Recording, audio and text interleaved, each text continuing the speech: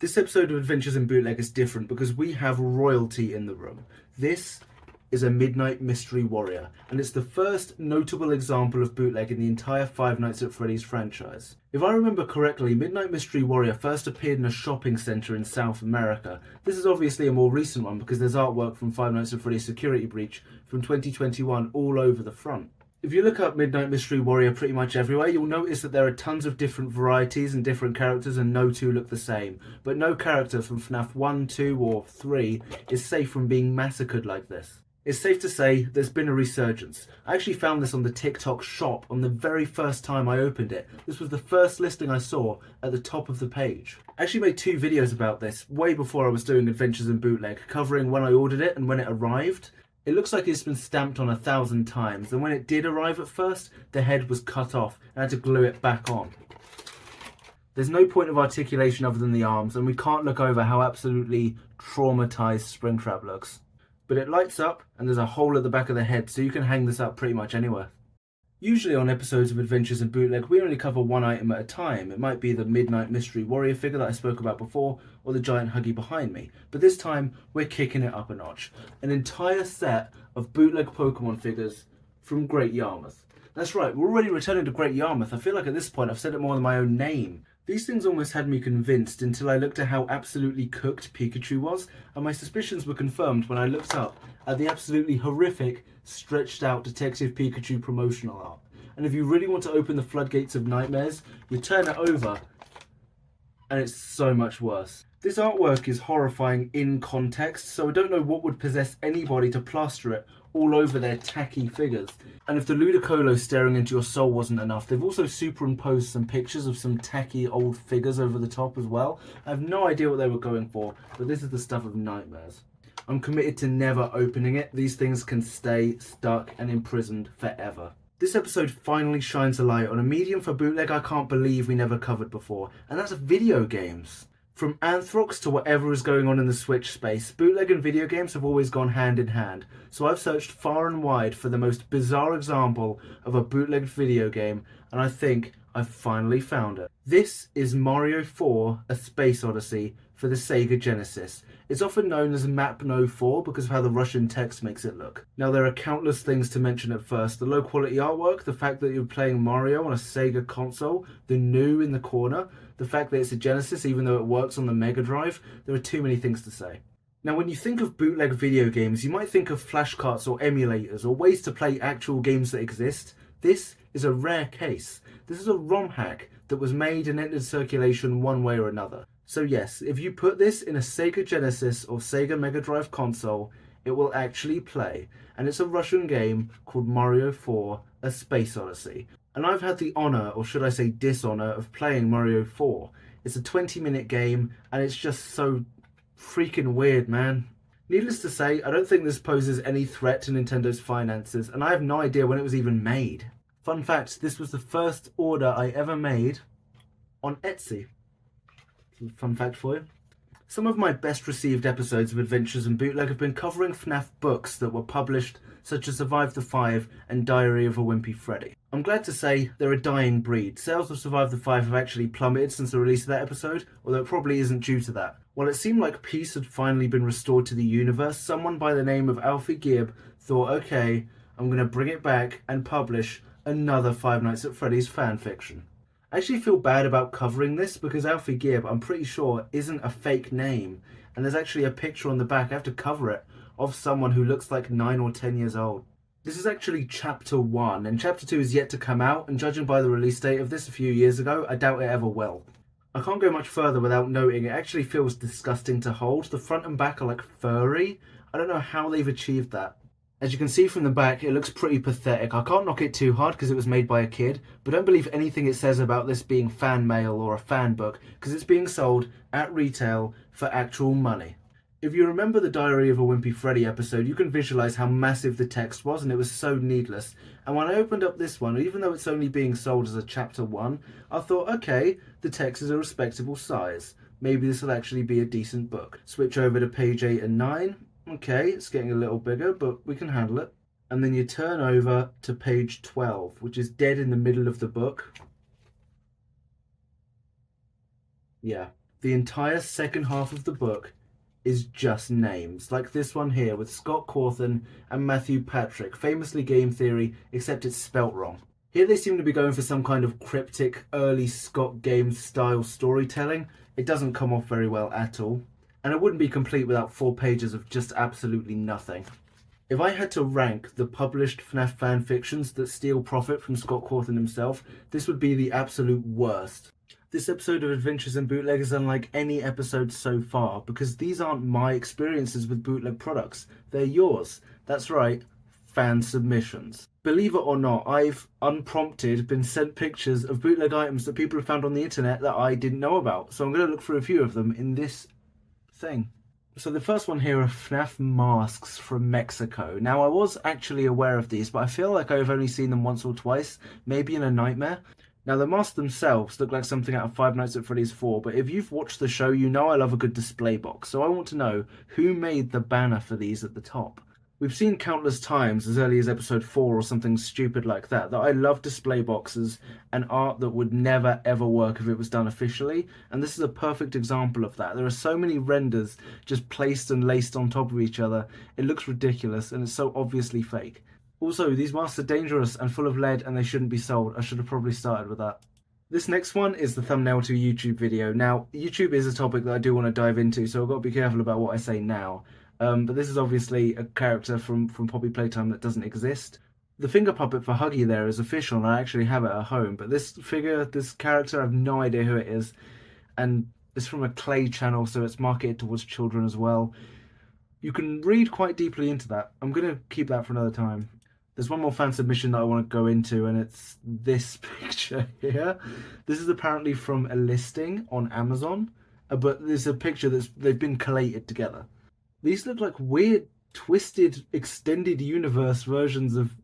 I'll tell you what I'm going to do. I'm going to go to Google Lens and try and find and hunt down some of these figures, because some of them interest me. Like, look at the bottom there. The background of that one, that neon Bonnie, it looks like it's from Help Wanted, FNAF VR. Who made that? Who made that and used that as the background to a figure that looks like that? It just, the thinking, it's mad. And also this thing here, it looks like it has a kind of litter picker at the top. This, oh, and it's the fact that like anything security breach related or remotely related to security breach has been done in this decade. And that's very worrying. I could read into this for hours, and I probably will, but it'll be off camera. Friends, Bootleg is evolving. I knew that when I made episode 5 on ChatGum that we would be revisiting apps, and I knew that there were dozens of apps, and it's the newest form of bootleg for this generation. If you go onto Google Play or pretty much any app store, you'll be flooded with apps that use intellectual properties in unofficial settings. Bright colours and familiar settings with trends and characters mainly from mascot horror games like Garten of Banban and Poppy Playtime being used for all their worth in games with microtransactions and different settings just to captivate the mind of any child that can download them. Basically, I've had a huge backlog of these apps, a lot of which are actually downloaded on my phone right now, and I knew that I would have to come across them in Adventures of Bootleg eventually, but I had no idea how I was going to cover all of them. Not only because it's such a massive subject, but because by far, apps are the most worrying development in bootleg. Children aren't going to know the difference between playing Garten of Banban and playing Banban Kindergarten Chase or whatever it's called on the Play Store. The only difference is that one is free, official, and has hundreds of thousands of downloads on the Steam store, and the other is free on an app, so much more accessible to younger children, and it has microtransactions. That's the most worrying thing. Once you get past the humorous aspect of seeing characters like Choo Choo Charles, Boxy Boo and Ban in scenarios that they would never officially be put in, you think about the effect that this does have on younger players. You've been seeing gameplay from 2 or 3 different games that I've recorded myself, and you can see it's just not right. This will always be an issue with bootleg, and I see apps get taken down and put back up several times. I don't even uninstall games that look like this anymore. Google gets round to them and uninstalls them, and I wake up one day and they're just gone from my home screen. So something is being done, but by far it is not enough. Here's a thought. Do you remember that really old popular indie game Yandere Simulator? I've been told that's how it's pronounced. It was really popular around 10 years ago. Infamous for its lengthy development time, the game never made it to Steam or Epic Games. It was always hosted on its own website. Despite that, the want for games of this genre is one of Steam's biggest, and if you go on Steam right now and look up High School Simulator 2018, go and see what comes up. It's a game that looks suspiciously similar, almost too similar. Did someone just steal Yandere Simulator and put it on Steam for a one-off payment of £100 through Steam Greenlight? No, surely not. The map, the characters, the layout all look incredibly similar, but it's just legally distinct enough to be its own game. But it actually goes deeper than that. If you go onto YouTube, you'll see High School Simulator 2018 is actually a mobile game. That makes it an even stranger case. It was a mobile game that was turned into a butchered, low-quality PC port and then put through Steam Greenlight for a one-off payment of £100, accepted, and then put onto the Steam store for free. Steam looked at this and allowed it onto their store, which means it passed at least one level of quality control. It's close enough to lure players away from Yandere Simulator, but nobody's downloading it, which begs the question, who is this for? I'm convinced that the TikTok shop is cursed. Not content with scarring us for life at least once with the Midnight Mystery Warrior figure that I spoke about before, the TikTok shop strikes again with a listing that I found around half a year ago. This is a toy bundle featuring everyone's favourite mascot horror game idol, Huggy Wuggy. Look at this, a bag, a plushie, a mystery figure. I would have loved this when I was younger. Obviously, it isn't official. The price alone is too generous for something Mob Entertainment would put out. The fact is, it looks very convincing, but if you enhance the image into the mystery bag, you get jump scared. What is this? This watermelon coloured Huggy with a cartoonish expression doesn't exist anywhere in the Poppy Playtime universe. The credibility for the whole listing has been shot. This is a bootleg mystery figure. The artwork on the bag isn't real either, which just begs the question, if this is how horrifying the bag looks, then what's inside it? If you only watch one episode of Adventures in Bootleg, make it this one. I thought about making this episode the finale of both Series 1 and Series 2 because it's by far the most abundant medium for bootleg that I haven't even touched on yet. Let's head into cyberspace and go to the world's most popular online global retailer.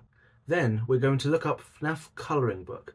It may seem innocent, and sure enough there is an official listing. There is an actual FNAF colouring book. 2 in fact, but they are not at the top of the page.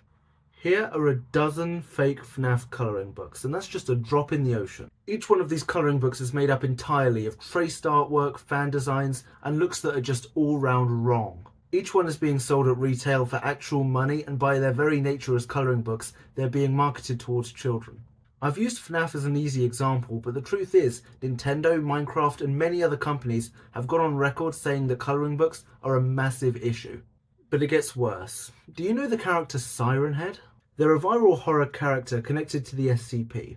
Rate how child-friendly it looks out of 100 from what you're seeing here. Okay, do you want to see a magic trick? Return to the world's most popular online global retailer and look up Siren Head colouring book. It leads to another level of disgust and bewilderment. Somebody has taken this character that is absolutely not meant for children and made it appear kid-friendly, making designs that are simple for children to colour in, but that depict horrible things like dead people, and even some designs I can't show here.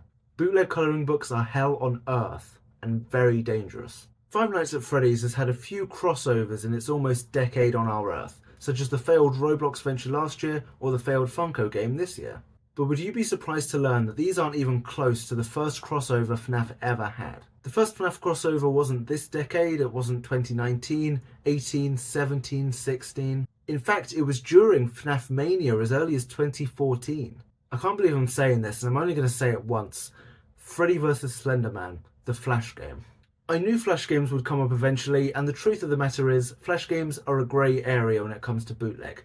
They're free and they're fan works. I believe that any context in which intellectual properties are used in a way that angers Nintendo to the point where they're constantly taking down games that look like this is worth the focus of an episode of Adventures in Bootleg. You rarely get Flash games with level selects, never mind fully 3D games that function surprisingly well considering when they were made.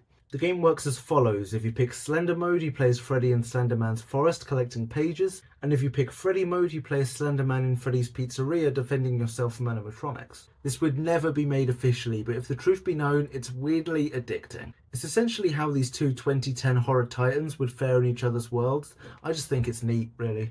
There are some contexts where bootleg is used which is incredibly dangerous and disgusting, and there are some other examples which are incredibly funny, but most examples just make you say, what were they thinking?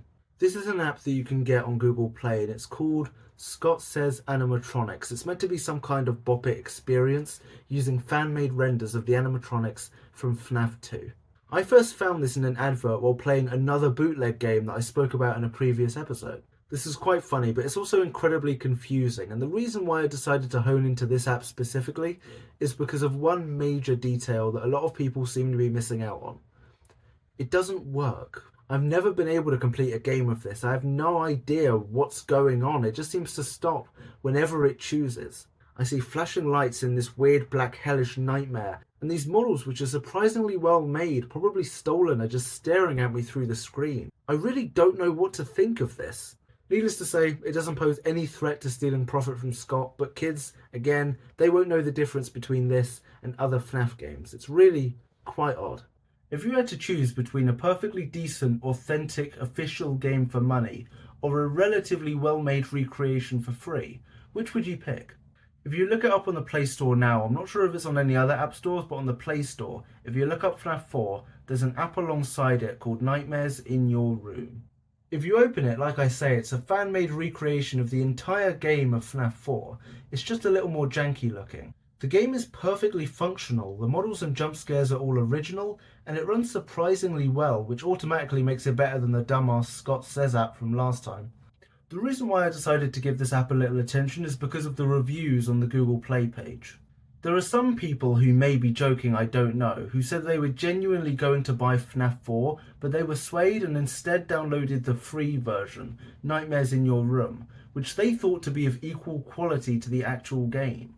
The free version. Now, Nightmares in Your Room would be fine if it was a free fan game on Game Jolt or something, but not on the Google Play Store. I think it's fairly obvious what they were trying to do. This time I'm going to talk to you about the first time that I went to Camden, which was a few months ago for a gig. I didn't go in looking for bootleg at all because I knew I would only be there for a few hours, and yet I can assure you there is more bootleg in Camden than Cambridge. Within a minute, maybe 30 seconds, I see Huggies everywhere.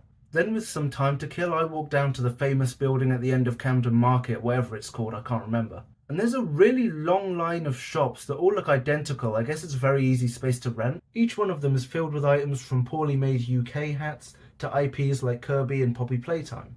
The item that I want to draw your attention to is this display box. You know I love a good fake display box. This one features the Super Mario Bros. Movie, but with renderings of characters that aren't in the movie, like Diddy Kong and Wario. There's also a Mario Kart, and the items in the display box are Pokemon related, and they're also not real. Camden, you did not disappoint. I've been told that I talk about Five Nights at Freddy's way too much in Adventures in Bootleg, and that may be true. Did you know that half of the episodes of Adventures in Bootleg in total feature or at least mention Five Nights at Freddy's to some capacity? That's why I've invented the non-FNAF bag. This is a modified backpack containing bootleg items from franchises other than Five Nights at Freddy's. Well, look at that. It's Pokemon Brown version. Yeah, you remember Generation 1 of Pokemon? Red, blue, green, and yellow, right? Well, no. Here comes Pokemon Brown. This is the first Pokemon ROM hack I'd ever heard about that was on the Game Boy. The vast majority of Pokemon ROM hacks are on the GBA, and this goes above and beyond considering the limitations the Game Boy has. Pokemon Brown version takes place in its own region, it has its own maps, and some evolution and moves have changed as well. The one thing I can't wrap my head around is how there appear to be two versions of Brown version, one where the cartridge has Terrakion, the Gen 5 legendary on it, and some that have Spearow or some variation of that. Either way, again, on the Game Boy, very impressive. Well, speak of the devil, it's a Game Boy Advance Pokemon ROM hack. This is Pokemon Darkrai, not Darkrai as in the Pokemon, Darkrai, and that may be a typo. Unlike Pokemon Brown, which is genuinely innovative, this is one of the most infamous Pokemon ROM hacks of all time, popularised at first by a Nuzlocke run done by Pro Jared all those years ago. You play as the Gen 4 model of the Pokemon trainer rather than the one from Fire Red, which is the ROM hack of, which is incredibly impressive. They didn't recreate the character from Diamond and Pearl on the DS, but they knocked the sprite out of a DS game and put it in the Game Boy Advance. Like Pokemon Brown, this takes place in its own region, it has some new Pokemon, but some of the cries are wrong and there are some things that still haven't been ironed out properly. Now you can't talk about Pokemon Darkrai version without mentioning its fatal flaw. You can't beat it. That's right, you can only infamously get up to the second gym before you reach a wall and can't challenge the gym leader. The game is about half an hour long. Unless some mastermind can make a Game Shark code to walk through walls for a Pokemon ROM hack, there's no way to get past the second badge. Maybe there's an invisible wall none of us have discovered yet. It isn't like the ROM hack was particularly popular. Join me next time because I have a lot more ROM hacks to go through. Welcome back to Adventures in Bootleg. This is a part 2 to the previous episode looking through some Pokemon ROM hacks. Before I check the non-FNAF bag again, I ought to let you know, I actually did a video before Adventures in Bootleg on my Pokemon ROM hack collection up to that point, and it hasn't changed a lot since then, so by all means, go and check that out after this episode. Okay, so famously, Pokemon Ruby and Sapphire were the GBA generation of Pokemon officially, and they got remade on the 3DS as Omega Ruby and Alpha Sapphire. The Pokemon generation native to the 3DS were Pokemon X and Y, and someone thought to give them the GBA treatment, a reverse Ruby and Sapphire. This is Pokemon X and Y on the GBA. It's a fairly okay recreation of some of X and Y on the GBA. Obviously, it's a monumental task that somebody underwent for absolutely no reason at all. When I first showed some people this cartridge, they were like, huh? Now, I should mention that that is the anime logo of X and Y on the front and not the games. It's a minor nitpick. Now, due to its nature as a semi-recreation of X and Y, it has its own map, it has its own Pokedex. There's a fair amount to enjoy here, I guess. We're going to pick up the pace here. Let me just pick out a bunch. Pokemon Team Rocket version. Play the games from Team Rocket's perspective, because why wouldn't you want to do that? Pokemon Adventurer has the X and Y team on the front, because why the hell not? Pokemon Hollow Mysteries. I don't remember a lot about that one. Pokemon Black Orb version. This one has its own starters. Pokemon Top Secret version. I can't talk about this one, it's top secret. I'm just kidding, this one also takes place in its own region, and I admire anyone that can undertake something of that magnitude. And Pokemon Sienna. Now, I've left this one till last, because not only does it have a strange-ass title, this one takes place in its own region, has its own story, has its own Pokedex, but unlike the others, it has its own soundtrack. Somebody made their own Pokemon ROM hack from the ground up. This one is the closest to an official Pokemon game. I haven't had a chance to properly explore this game, but I've seen it played pretty much everywhere, and it's a fantastic game. Now, obviously, I probably shouldn't concede as easily as that and just say, whoa, these games are fantastic, because yes, they are being sold online, AliExpress, Amazon, for real money, and we shouldn't let that happen. But you only have to pay money if you want to get the games physically. Some of these also have boxes as well. I don't have any of them, I've just got the cartridges. But there is a dedicated ROM hack website where you can download all of these games for free, but they require an emulator to run them. So again, I'd be surprised if Nintendo doesn't point towards this website as one of its next targets in its war against emulation and piracy. Other than that, go out, enjoy. There are countless Pokemon ROM hacks out there. It's impossible to own or even play them all. Do you remember Super Mario World on the Game Boy? It was one of the console's best-selling games, and it led to one of the most consistent trilogies in the history of gaming. Not only that, but Mario Land 3, known as Wario Land, then spawned its own line of games. In the Venn diagram of bootleg items, you have the dangerous uses of bootleg, the funny uses of bootleg, and the incredibly weird uses that just make you say, what were they thinking? Well, as it turns out, a game as innocent as Super Mario Land isn't free from being bootlegged. This is one of the craziest, mindless ROM hacks I've ever seen before. Super Mario Land DX. Now, this isn't about anything the ROM hack itself has to offer, it's just the cover art. The only reason I got this is because I was absolutely lost for words. How do you describe this? Where did the artwork come from? The game itself, if you play it in a Game Boy Color, is just Super Mario Land, but differently coloured. It just begs the question, this ROM hack wasn't particularly popular. In fact, it's infamous for that cover art. So why make it? Who is it for? It's just a reminder of the depths that bootleg can go, even if it's absolutely nonsensical. It's an open secret that the most bootlegged item in the world is Huggy from Poppy Playtime. I don't know if that's true, but I wouldn't be surprised if it was. These guys are everywhere. Usually when you see them, they'll be blue, around 7 or 8 inches in height, but you'll never see the blue ones alone. There are different colours. Sometimes they're the same as the different Huggies in the game, but sometimes they aren't. You can also get massive Huggies, like the one I've got in the back that I've spoken about before. And bootleggers sometimes, in fact often, surprisingly often, beat Mob Entertainment to the punch, creating plushes for characters like Killy. There are official plushes now, but they're way more expensive. Some bootleggers get quite creative, I'll say. That's how we get weird concoctions like this. It kinda looks like Killy, but it's in the main Huggy colours, and this never appears in the games. It's just made because. But for some people, that still isn't enough. Here are 3 of the strangest Huggy variants that I've encountered. The first one I actually have, I can show you. This one here, it's a lot more standard than the other 2 I'll show you. It's recognisable as a Huggy and it's the same height as a normal bootleg one that you'd find. But it's got neon fur around the eyes and its neck. I always thought this made it look like it had laser eyes, but obviously this has never appeared in a game. It's just made because. The mouth also isn't the same. Huggies come in 2 variations. Sometimes they're smiling and sometimes they have jaws full of teeth. This seems to be somewhere in the middle. I can't describe it. I don't know what all of this is for. What is to gain by putting it behind the eyes and around the face? The other 2 are way weirder. I just needed an excuse to talk about that one. The second one is quite quick. Spider Huggy. Spider. For the third one, I actually have it to show you, but it's somewhere else, so we've got to go on a journey.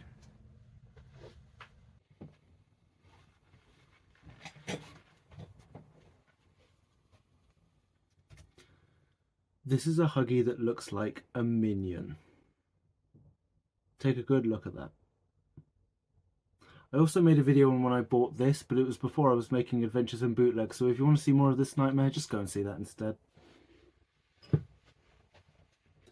Oh, by the way, Bonus mentioned a Pikachu Huggy. It's been a while since we discussed bootleg plushes. The last time we did, if memory serves, was episode 13 with Zolphius. Episode 8 and 9 actually both reviewed bootleg plushes for characters that didn't have official plushes at the time. Bootleggers were incredibly skilled, worryingly skilled, in making plushes with no framework to go off. Well, although Lunchboxy, the current reigning champion for best bootleg plush, is very impressive, I think I've found one to actually top it. This is a plush of the character Morpho Knight from Kirby Star Allies. Obviously, since I got this, it's appeared in Forgotten Land, it's appeared as a skin in Dream Buffet, Return to Dreamland DX, and all the rest. Now, I'm not actually sure if Morpho Knight received an official plush or not. It might have in Japan, but never in the UK, never in Europe, and never in North America. For anyone who isn't familiar with the Morpho Knight character, you're looking at them right now. And this plush, I swear to God, as a super fan of the Kirby franchise, is game-like. It could be official. It's 1-to-1. It's perfect. They somehow managed to sew on and create the sword perfectly fine. The wings, although they're thin, they are proper fabric and someone cut each individual one of these into them. Somehow, even though this is from our old friend AliExpress, there's an official Kirby label, or I suppose unofficial Kirby label, masquerading as the actual brand, sewn onto the side. This is incredibly impressive. Their old counterpart Galactonite never got this sort of treatment. They had a weird, felty kind of plush, and they never had an official one either. This goes above and beyond. This looks fantastic. Now, bootleg is an awful thing, and it isn't often that I can just concede my thoughts and say, yeah, they beat us to it. But yeah, they did an incredible job. I can remember when absolutely everybody had Pokemon cards. Now, I understand their popularity comes and goes. There was the original Pokemon Mania in the 90s, but the period that I'm talking about is around 2013, the 20th anniversary of the franchise, coinciding with X and Y. That was the time where it felt like there was a proper community around Pokemon cards. They were fantastic. But obviously, you got to take the good with the bad. Scams were a mock. There were so many fake Pokemon cards. I knew we would come across them in Adventures in Bootleg eventually. Now, if I wanted to, I could have just discussed any old fake Pokemon cards. This one's shiny, this one isn't. But I wanted to wait until I found something so out there, so completely different and so obviously fake that it would, well, just make the episode a lot more entertaining. Picture the scene. It's August 2023 and you're in a Dublin shopping centre. That's right, this is another episode where Adventures in Bootleg actually goes overseas. I was in a shopping centre in Dublin last summer and I went into a technology shop, and weirdly there were a few boxes of this kind of Pokemon card in the shelves. It didn't take long for me to be absolutely blown away. Obviously, this is not official at all. Never will you see a glossy gold box with the cast from Pokemon Advanced from the early 2000s on there. I mean, it was just so unlike anything. I had to know what the cards inside looked like. Now, on the off chance that you aren't familiar what a Pokemon card should look like, it's been pretty consistent since the start. This is basically what they look like. They change sometimes when they're at EXs. You can get Holos and Megas and EXs, GXs, things like that, but they mainly look the same. These are unlike any Pokemon card you will ever see. Opening them up, you can see that yes, they are completely gold. These things don't even stand a chance of even remotely fooling anyone. They look nothing like the actual cards. For what it's worth, here we have a mix of Sun and Moon, Sword and Shield, and X and Y cards. They just feel weird to hold. I have to say, they feel like sandy, and I have to keep checking my hand to make sure nothing comes off them. I don't know how they achieved that. I wish I had the time to go through every one of these and show just how many errors there are, but this one in particular I wanted to draw attention to. That's fan art. It blows my mind. There are fake Pokemon cards, and then there's this. This is just doing its own thing. There are different sets in here, different years. Some of the pictures are cut out pitifully. Some of them you can't even read the text because it's so glossy and shiny. And yes, there are some Pokemon in these packs that don't even exist, like Blastoise VMAX. It looks like Mega Blastoise on steroids. But the cards that just so happened to be the first ones I saw when I opened the pack for the very first time were the tag cosplay cards. I hadn't seen anything like these, and I knew immediately, yep, these cards are fake. In case the box didn't already give it away. There has never, in any series of Pokemon TCG, been cards where Pikachu dresses up as the Pokemon. I don't know what they were on. On some, there are mistakes with their HP. There are some cards that can just kill others in one go. I am seldom at a loss for words when I discuss bootleg items, but these have finally broken me. I'm old enough to remember when there were no official Five Nights at Freddy's books. Before the release of the Silver Eyes in 2015, whenever you went on Google Play and looked up Five Nights at Freddy's and then went on books, there would be waves and waves of unofficial guides and nonsense books in all sorts of languages. Many of these books were only 5 to 10 pages long, but fully priced to try and scam children, which is sickening because at the time, I was the kind of person they were going after. Now, I've shown you some examples of published FNAF fanfictions in the past. Well, physical ones anyway. I mean, we don't all read physical books anymore, do we? After I got a hold of these books around half a year ago, I decided to return to Google Books and look up Five Nights at Freddy's to see what happens when you look it up today. I thought that after more than 3 dozen official Five Nights at Freddy's books, the problem of digital bootleg ebooks would be solved. But surprisingly, no. There are more than ever. Pages and pages of books with a different tactic. They're all being sold for under £1, and in this case, they're all Spanish. Before long, I realised that they were all being uploaded by the same person, Pedro Oliveira. This titan has released more FNAF books in the last few years than there have been official ones since 2015. So I decided to dip into his vast library of books and buy only one, which translates to The Missing Children, Connections and Feelings, roughly. Weirdly, this is an example of one of Pedro's books which is fairly long. It's 52 pages. That's almost 1p a page. Surprisingly, it's an entirely original story about a girl called Sarah who explores an abandoned pizzeria with her family and a bunny animatronic called Cottontail, which doesn't exist. I can't admit to any of the ideas in this story being good or inventive because by its very nature, using an IP and being sold for real money unofficially, the book is illegal. It doesn't matter what I think of it, it just shouldn't exist. For episode 43 of Adventures in Bootleg, we're returning, what else, to episode 2. I mentioned the rip-off movie Freddy's Fridays, which was made purposefully to coincide with the release of the FNAF movie when it came out in October 2023. So we know why it was made, but is the movie actually any good? Let's revisit it and give it a proper review. I'm going to start by saying the movie stars Danielle Scott, who is, and let me just check I've got this correct, an Australian freestyle skier who specialises in aerial skiing. And they got her on board for a FNAF rip-off. Reviews on Freddy's Fridays will generally say one of 3 things. It's about somebody luring victims to their demise, it's about somebody making a deal with the devil, and it's also a movie that was made to set up an entire cinematic universe. Well, yeah, all 3 are correct. Horribly written, fundamentally flawed and unsightly for its entire runtime, it's a wonder that Freddy's Fridays, or Freddy's Friday, wasn't stopped at step 1. But the movie was made to launch a cinematic universe, and it only came out last October, so theoretically, that could still happen. Will we see a Freddy's Fridays 2 someday? Will these characters return?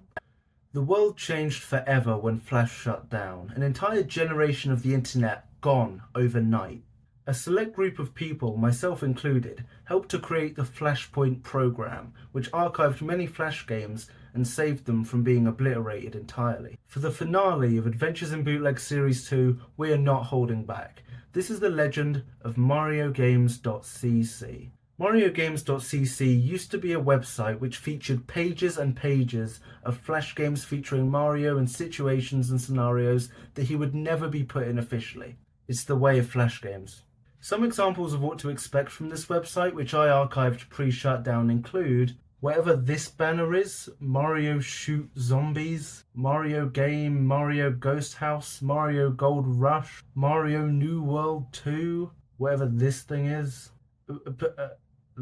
This icon, which is apparently for a game called Super Mario Bomb Adventure, Super Mario Box Jump, Super Mario Bros. Boat Bonanza, Super Mario Bros. Free, Super Mario Kart with a C, Mario Kart 3D, Super Mario Combat Deluxe, Super Mario Crossover, Super Mario Desert Adventure Remix, Super Mario Fantastic Duet 2, Super Mario Flappy Bird, Super Mario Halloween Shoot Pumpkin, Super Mario Kart, this time the actual one, Super Mario Moto, or Happy Wheels to you and me, Mario Puppets, Mario Shooter 2, Super Mario Skating Appointment, and Super Mario Sunshine 128, which I assume is the one that most of us are familiar with. Now, I've said before in this series that Flash games are a bit of a grey area when it comes to bootleg because they're fan works and they're free. But Nintendo has constantly taken action against Flash games and fan projects of all varieties, so this has obviously caused some problems. Luckily for all of us, MarioGames.cc was a victim of the Flash shutdown. On December 21st, 2020, not only did all of these games cease to function, but the entire web space MarioGames.cc was wiped. Thousands of Mario games deleted overnight. This is possibly one of the biggest victories in the fight against bootleg, even if it's just a little drop in the ocean in the long run. This is the finale of Series 2, and although I will be back sometime, do not give up the fight against bootleg.